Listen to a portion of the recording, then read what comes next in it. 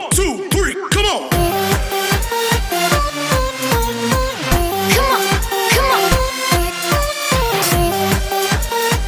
Hello friends, welcome to my YouTube channel जिसका नाम है एजुकेटिव। और आज हम पढ़ने वाले हैं 6th क्लास की साइंस का चैप्टर 3 फाइबर टू फैब्रिक। बच्चों, इससे पहले हम इस चैप्टर के कुछ पार्ट अपनी पिछली वीडियो में कवर कर चुके हैं। अगर आपने वो वीडियो नहीं देखी हैं तो उसका लिंक आपको ऊपर आई बटन में मिल जाएगा। और ये इस चैप्टर का लास्ट पार्ट है।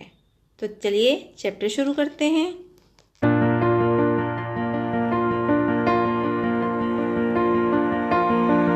तो आज हम पढ़ने वाले हैं बच्चों नीटिंग के बारे में। नीटिंग यानी कि बुनाई। Have you notice how sweater are needed?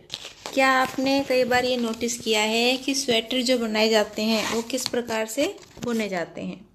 In knitting a single yarn is used to make a piece of fabric. Knitting में या बुनाई में क्या होता है, एक सिंगल तरह के धागे से ही एक पूरा का पूरा फैब्रिक का पीस बनाया जाता है। ये देखिए, ये धागे को यूज़ कर करके एक पूरा का पूरा फैब्रिक बना लिया जाता है। यहाँ पे इस पिक्चर में दिखाया भी हुआ है। Have you ever pulled the yarn from A torn pair of socks? क्या आपने कभी किसी फटी हुई सॉक्स के किसी धागे को निकाल के देखा है? What happen? अगर आप उसको खींचते हैं तो क्या होता है? A single yarn gets pulled out continuously as the fabric get unraveled। तो क्या होता है, जब आप एक धागे को खींचते हैं स्वेटर या मोजे के, तो पूरी की पूरी मोजा है उससे मोजा या जुराब उसके बाद पूरी की पूरी क्या होती है, उधड़ने लगती है, यानी कि उसके सारे धागे खिंचने लगते हैं। Socks and many other clothing items are made of knitted fabric. तो सॉक्स और बहुत सारे ऐसे ही जो क्लोथिंग आइटम हैं वो बुनाई से बनाए जाते हैं। Knitting is done by hand and also on machine. जो ये नीटिंग होती है, बुनाई होती है, ये हाथों से भी की जाती है और मशीनों से भी की जाती है। Weaving and knitting are used for making different kind of fabric. जो वीविंग है और नीटिंग है, ये दोनों तरह की बुनाई जो है डिफरेंट डिफरेंट फैब्रिक को बनाने के लिए यूज की जाती है। These fabric are used for a variety of cloth item. और जो ये फैब्रिक होते हैं डिफरेंट डिफरेंट तरह के कपड़े बनाने में यूज किए जाते हैं। अब नेक्स्ट टॉपिक है हमारा हिस्ट्री ऑफ क्लोथिंग मटेरियल। जो कपड़े हम यूज़ करते हैं उनका इतिहास। Have you ever wondered what materials people use in ancient time for clothes? तो बच्चों, क्या आपको हैरानी नहीं होती कि जो पहले के समय में, जो पुराने समय में लोग अपने जो क्लोथ्स हैं वो किस मटेरियल से बनाते होंगे या कौन कौन सा मटेरियल वो यूज़ करते होंगे? It appears that in those time people use the bark and big leave of trees और animal skin and furs to cover themselves. तो ऐसा लगता है कि जो पहले के समय में जो लोग थे अपने शरीर को ढकने के लिए जो बड़ी बड़ी पत्तियां होती थी ट्रीज़ की, उनको, जो एनिमल की स्किन होती थी या फर होते थे, उनको यूज़ करते थे अपने बॉडी को कवर करने के लिए। After people began to settle in agriculture communities, they learn to weave twigs and grass into mats and basket. और धीरे धीरे जब लोग अपने कृषि के समुदाय में बसने लगे, एक जगह पर खेती करने लगे, तो उन्होंने ग्रास से मैट बनाना शुरू कर दिया, बास्केट बनाने शुरू कर दी। वाइन्स, एनिमल्स, फ्लीज और hair were twisted together and into long stains.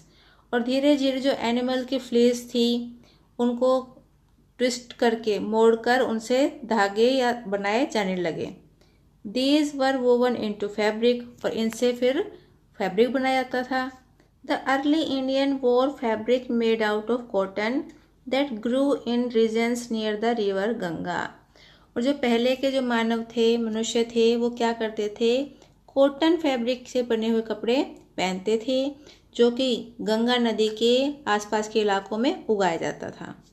Flex is also a plant that gives natural fibre. तो फ्लैक्स भी एक प्रकार का पौधा है जिससे हमें नेचुरल फाइबर या रेशा मिलता है। In ancient Egypt cotton as well as flax were cultivated near the river Nile and were use for making fabric. पुराने समय में इजिप्ट में कॉटन के साथ साथ फ्लैग की भी खेती की जाती थी, जो कि नील नदी के आसपास के इलाकों में उगाया जाता था और उससे वहाँ कपड़े बनाए जाते थे। In those days stitching was not known. उस टाइम पे सिलाई के बारे में लोग नहीं जानते थे। People simply drape the fabric around different part of their body. तो सिलाई के बारे में नहीं जानते थे तो कपड़े कैसे पहनते थे, वो अलग अलग फैब्रिक को अपनी बॉडी पे सिर्फ लपेट लेते थे और उससे अपनी बॉडी को कवर कर लेते थे। Many different ways of draping fabrics were used. अपनी बॉडी के ऊपर, अपने शरीर के ऊपर कपड़ों को लपेटने के लिए अलग अलग तरीके यूज़ किए जाते थे। With the invention of the sewing needle people started stitching fabric to make clothes. लेकिन जब सुई का आविष्कार हुआ तो धीरे धीरे लोगों ने कपड़ों को सिलना शुरू कर दिया और उससे अपने वस्त्र तैयार करने शुरू कर दिए। Stitches clothes have gone through many variation since this invention. और इस तरह से सुई का आविष्कार होने के बाद विभिन्न तरह के अलग अलग प्रकार के सिले हुए कपड़े बनने लगे। But it is not amazing that even today sari, dhoti, lungi and turban is used as unstitched piece of fabric. लेकिन क्या ये बहुत ही आश्चर्य की बात नहीं है कि आज जब हम सुई का इस्तेमाल जानते हैं, सिलाई भी जानते हैं, तब भी हम कुछ ऐसे कपड़ों का यूज़ करते हैं जो सिले हुए नहीं होते, जैसे कि साड़ी है, धोती है, लुंगी, पगड़ी यानी कि टर्बन जो है उनके रूप में एक फैब्रिक के पीस का यूज़ करते हैं। Just as there in a large variety in the food eaten all over our country, a large variety exist also in fabrics and clothing item. तो जिस तरह से हमारी कंट्री में अलग अलग वैरायटी के अलग अलग तरह के फूड के प्रकार पाए जाते हैं, उसी तरह के से हमारी कंट्री के अंदर, हमारे देश के अंदर अलग अलग तरह के फैब्रिक और क्लोथिंग आइटम भी मिलते हैं। बच्चों, आपने देखा ही होगा कि हर एक स्टेट में अलग अलग तरह के कपड़े पहने जाते हैं। हर एक इंसान अपने पसंद के डिफरेंट तरह के कपड़े पहनता है। तो इस तरह से हमारी कंट्री में बहुत सारी अलग अलग तरीके के कपड़े यूज़ किए जाते हैं। तो बच्चों, ये था हमारा चैप्टर 3 जो कि आज कंप्लीट हो गया है। अब देखते हैं आपको चैप्टर कितना समझ में आ पाया है। तो उसके लिए मैंने यहाँ कुछ बुक एक्सरसाइज दी हैं, जिनको करने के बाद आप ये जान पाएंगे कि आपको चैप्टर कितना समझ में आ पाया है और मुझे भी ये पता लग जाएगा कि आपने चैप्टर को कितने ध्यान से पढ़ा। तो देखते हैं क्वेश्चन क्या दिया है। State whether the following statement are true और फॉल्स। तो यहाँ पर आपको स्टेटमेंट दी हुई हैं, जिनमें से जो स्टेटमेंट ठीक हैं उनके सामने आपको लिखना है ट्रू और जो गलत है उनके सामने लिखना है फॉल्स। तो देखते हैं फर्स्ट स्टेटमेंट क्या है। Yarn is made from fibre. तो आपने पढ़ा था चैप्टर में कि जो यार्न है वो फाइबर से बनते हैं, तो ये है बिल्कुल करेक्ट, इसलिए यहाँ लिख सकते हैं ट्रू। नेक्स्ट देखिए, spinning is a process of making fibres. तो स्पिनिंग होता है फाइबर को बनाने का प्रोसेस होता है, बिल्कुल नहीं, तो यहाँ पे आएगा फॉल्स। क्या आएगा? फॉल्स। अब नेक्स्ट देखिए, jute is the outer covering of coconut.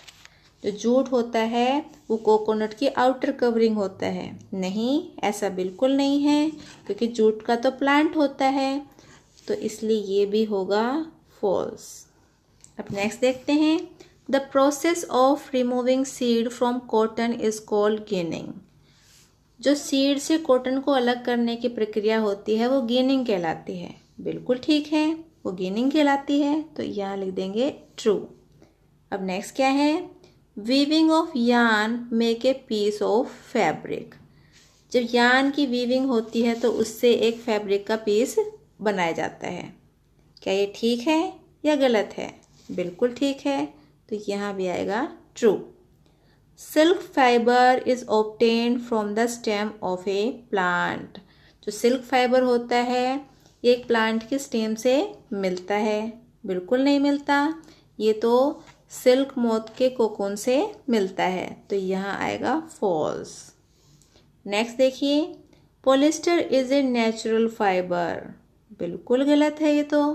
Polyester natural fibre नहीं है, बल्कि कैसा है, सिंथेटिक फाइबर है, इसलिए ये भी आएगा फॉल्स।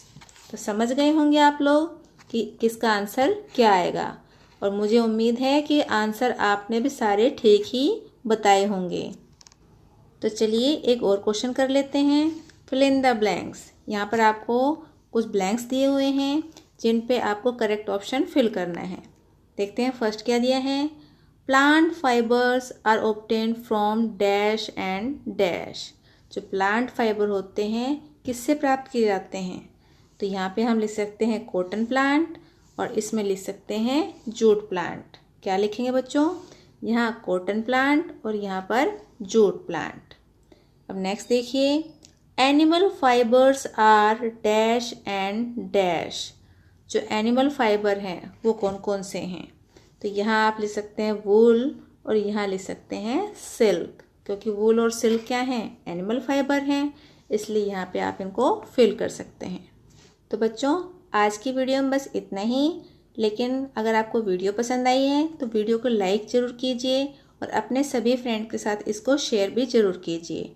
और अगर आप चैनल पर नए हैं तो चैनल को कर लीजिए सब्सक्राइब और बेल आइकन को प्रेस कर दीजिए, जिससे हमारी आने वाली सभी वीडियोस आप तक पहुंच पाएँ, और जो वीडियोस आपने मिस कर दी हैं उनको भी आप देख पाएँ। और लास्ट में बस यही कहूँगी, घर पर रहिए मगर पढ़ते ज़रूर रहिए। Thank you for watching my video. 1, 2, 3, come on!